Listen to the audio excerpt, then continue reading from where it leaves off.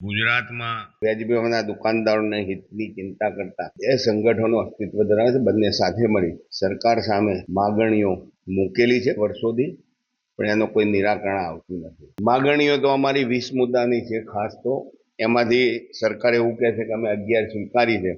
આ 11 તો ખાલી અમલ કરવાનો છે. એ તો કુદરતી ન્યાયના સિદ્ધાંતમાં આવી જાય છે, ખાલી અમલ નથી થતો. એટલે અમલ કરવા છે, એટલે સ્વીકારી છે એવું માની શકાય નહીં.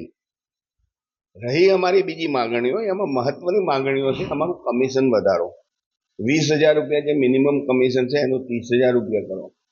ઈ પ્રોફાઇલની અંદર કુટુંબના એક વ્યક્તિનો અંગૂઠો સામેલ કરો.